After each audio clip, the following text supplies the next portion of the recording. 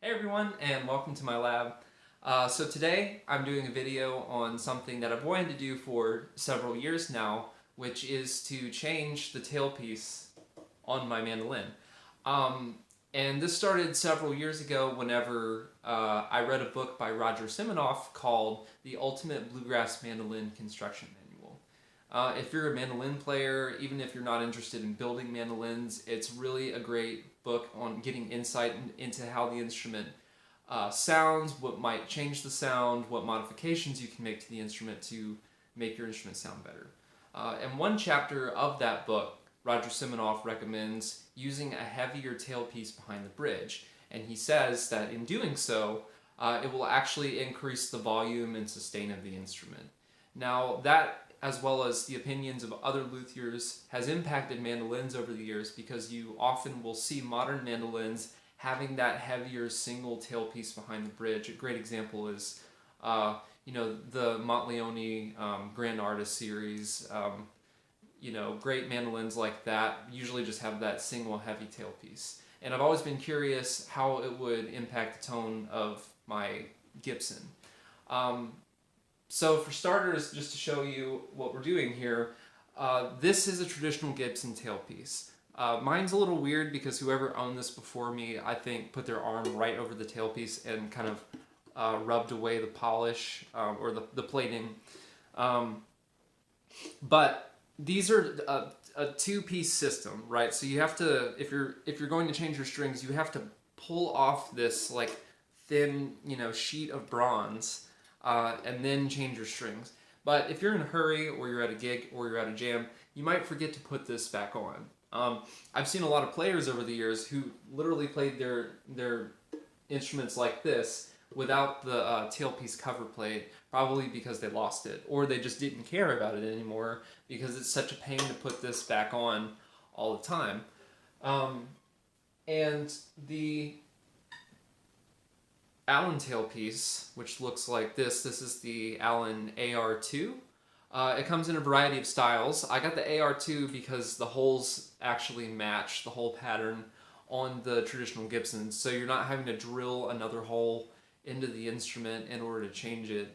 Whereas like the Montleone style is like more of an isosceles triangle rather than like an equilateral triangle like this. There's also, there's a lot of debate over whether or not these tailpieces actually do improve tone. I've seen on Mandolin Cafe and like old archives that these tailpieces have been around for over 20 years now, and there's not a lot of consensus. Some people say that it doesn't really affect the tone at all, and some people say it changed their life and it completely opened up the instrument. So there are three claims that are made about these tailpieces. One is that it improves tone, another is that it improves sustain, and the other is that it improves volume.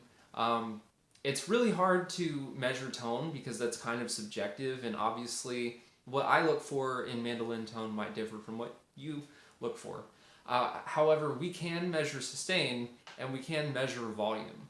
So what I want to do before I swap this tailpiece out is I'm going to record my mandolin in Audacity, and then we'll swap the tailpiece out and we'll record it again, and we'll actually see if there is a measurable difference in sustain and volume.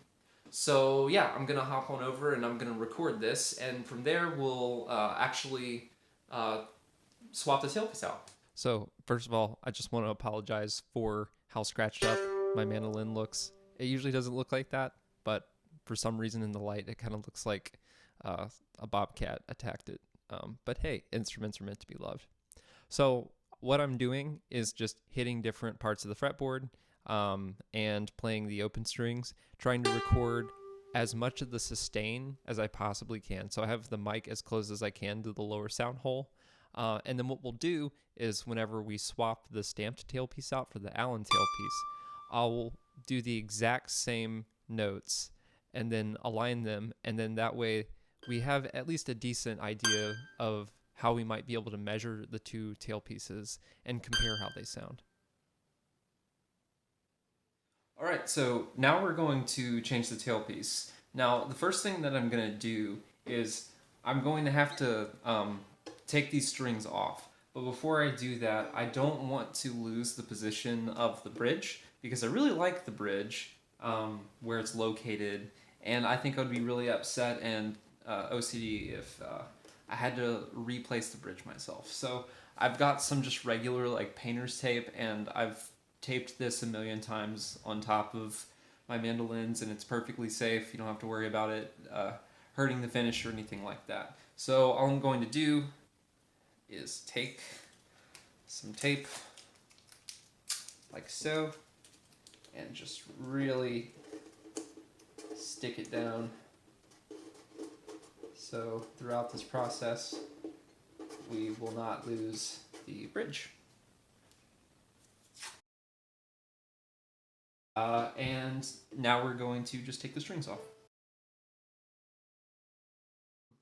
Okay, so all the strings are off, and I even actually took the time.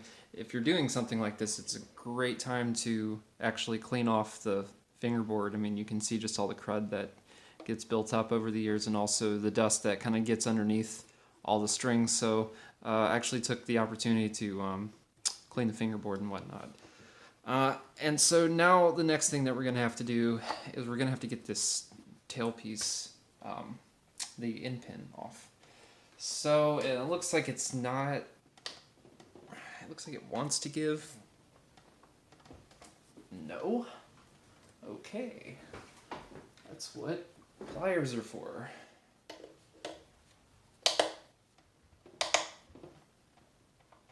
And that's not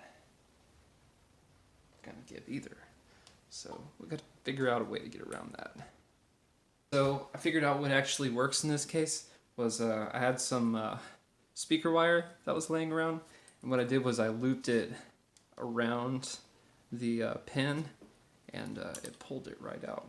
So kind of what I did was pulled it out like that, and it was pretty straightforward. And now we're just going to unscrew these guys. These screws, just kind of looking around, I found that it was 2.5. I'm guessing that's 2.5 millimeters.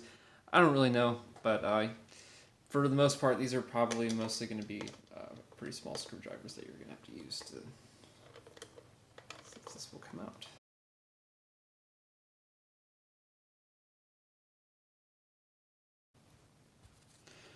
And there we have it. That's the old tailpiece.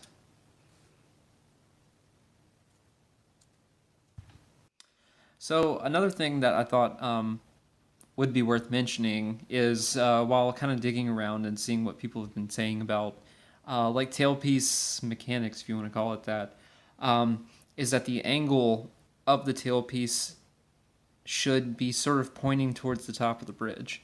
Now this is the Allen tailpiece, and if we're just gonna push it up against here, you notice that it has this kind of like lift up to it, almost like a violin tailpiece, but you can actually see that it's wanting to make this point right towards the top of the bridge. Whereas if you took the old style tailpiece, you can see it makes a little bit of an angle up, but it's not as wide of an angle as the Allen is. So I'm hoping that actually does improve the tone, but I thought I would just highlight as well that this is the original tailpiece that came on this instrument from the Gibson factory, and the angle is a lot lower than the Allen is. I had to actually get some extra drill bits for this project. The Allen tailpiece manual says that you shouldn't enlarge the hole over 3/32 of an inch. Wow, I really hate how this math is. Yeah, so we wouldn't be going over this second piece. So my goal hopefully is to just use the 1/16 inch drill bit, and if that doesn't work, then we'll move on up a little bit. Okay, so I tried to use the 1/16 inch, and it actually just kind of slides right into the hole. So that actually tells me that the old screws were 1/16. So I bumped it up to 3/32, and we can actually tell like it's not super deep in there. I was a little worried about doing this, but I kind of figured what I can do is just very lightly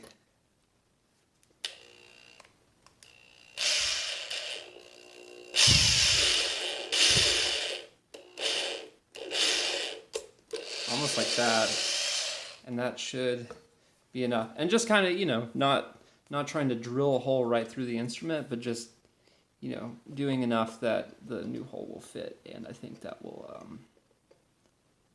do the job for us.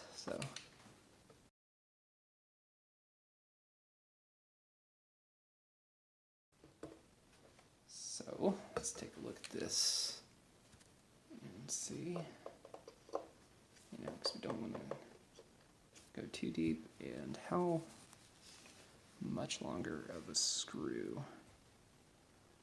I mean, it's really, it can't be that much longer. Like, not enough to be drilling deeper into the deeper into the instrument.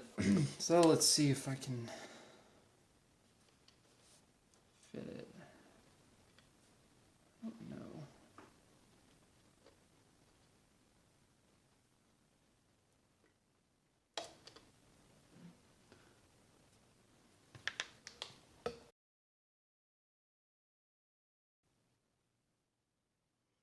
That's probably good.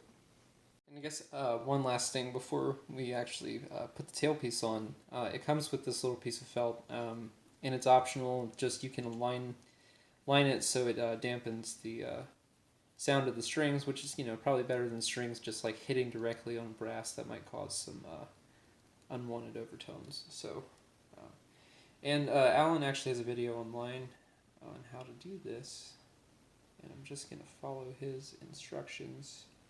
Just kind of start. And then I don't have an X-Acto blade. I do have a hot knife that I use in other projects that I will.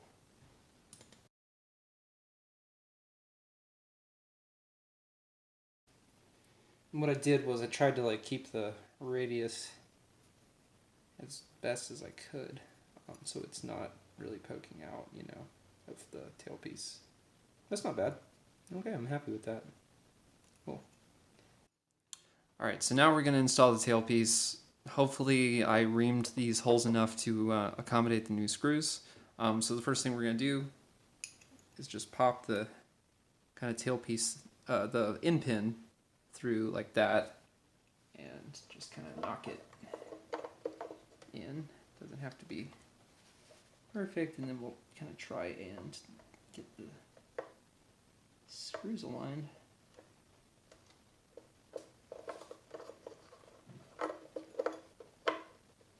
So I really recommend so hopefully that's going to work.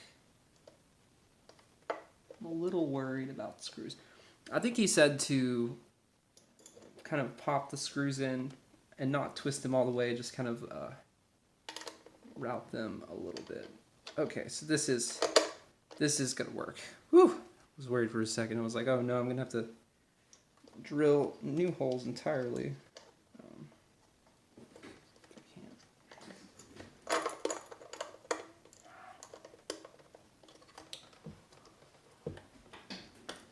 This is kind of a wonky job, but nonetheless, just kind of keeping these together here.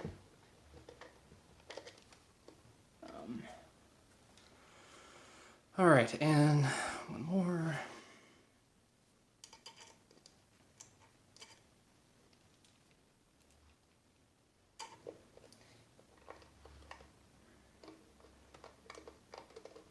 All right, so now if you can see, it's kind of on there, and then we're just going to tighten everything down.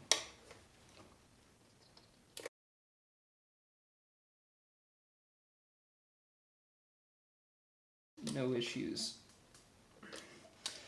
Alright, so I think that's about as snug as it's going to get. And there we have it, an installed Allen tailpiece. And wow, look at that. You can actually see just how much it lifts off the back uh, of the instrument, and you can tell this is going to make a direct point towards the top of the bridge. Where's my finger? Yeah. So I'm actually really excited for that. I'm really hoping that does improve the tone, but we shall see. So let's put the strings on. All right, so here's the finished product with the new tailpiece on it. One thing I didn't even think about, a reason to get this, the way that this is shaped, I was actually able to move my armrest further in, which obviously would give you a better angle over the bridge. That's alone another reason for me to get the tailpiece. So yeah, I'm really happy with it. I would say, one thing to keep in mind is it's a little bit, if you're used to the standard tailpiece, you always have to like start at the bottom and like thread the strings through before you actually wind everything at the top. So it's a little bit of a different process and it takes some getting used to. But other than that, that's all she wrote. So yeah, let's measure it and see how it compares against the stamp tailpiece. So, like before, I'm just keeping the mandolin as close to the microphone as I can so that I can actually measure the sustain. And I'm just taking the exact same samples that I took before, just trying to keep the same amount of volume, striking in different places that I think would be illustrative of how the tone might change. So I opened up Audacity, and what you're seeing here are the results both from the Gibson stamped tailpiece that we recorded, and then also the Allen tailpiece. You can see here, I have them named. And so the idea here is that we can actually measure the difference in volume and in sustain by aligning the exact same notes being played. So that's what I did. So this is the original track, and then all I did is I went in for the Allen track and just aligned it as best as I could. So you can see, let's see if we can zoom in here a little bit.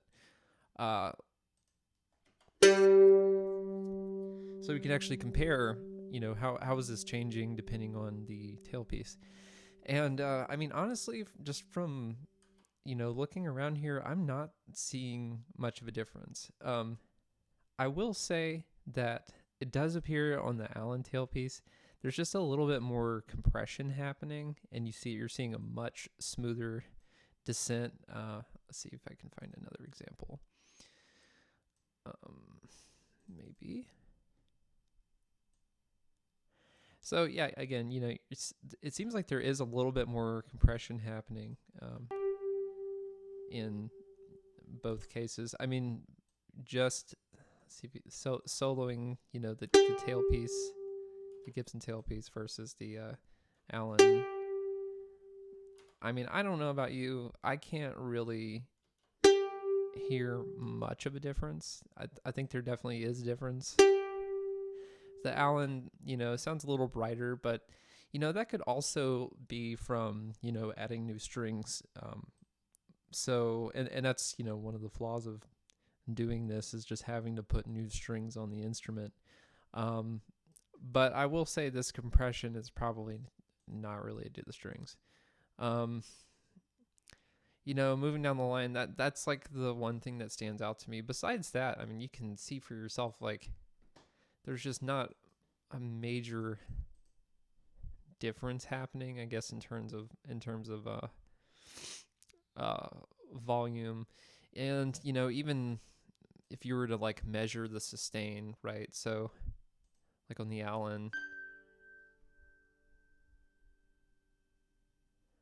and then it's out. Let's see, maybe a better example would be one of the open strings, because they just tend to have more sustain anyway.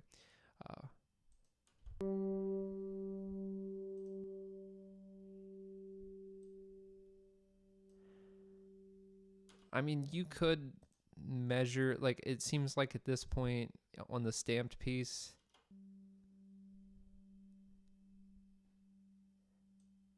it's kind of died down. And yeah, I mean, this one's still going, but that's a really minor increase in sustain. I would think I was kind of expecting to see a much larger difference, one that, we could actually, measure in seconds. I think you probably are overall getting about a 2 to 3 second increase in sustain over the Allen tailpiece. But nothing from what I've seen is, this isn't like a life changing, tone difference in the instrument between the two.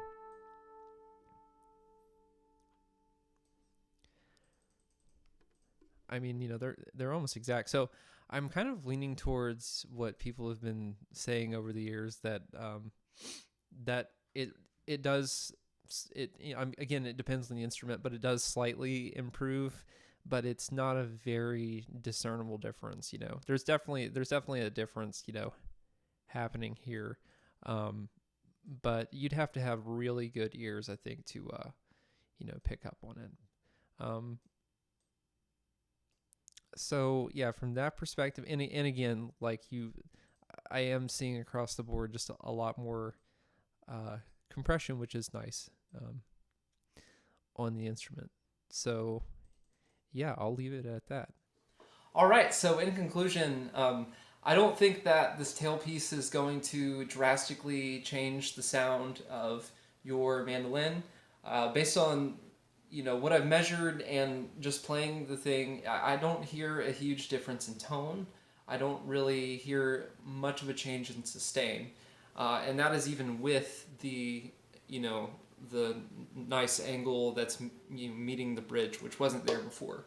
So it could just be this instrument. Obviously, one mandolin isn't enough data to say for certain. So let me know if you've had an experience with changing tailpieces, and if you noticed a difference in sound. I'm always interested to hear what experiences other people have modifying their mandolins, because I've had a lot of success over the years with modifying this one and modifying other ones. So it's different for everybody, but I'm really happy that I got this tailpiece because it just looks super cool. I love the Art Deco look, and obviously I'm excited that I can go to jams now and I don't have to worry about losing my tailpiece cover plate. And I love the fact that my armrest can actually sink lower, where I get a much better position over the bridge. So yeah, thanks for watching, and please like and subscribe, and let me know if you have any suggestions for future videos. Thanks.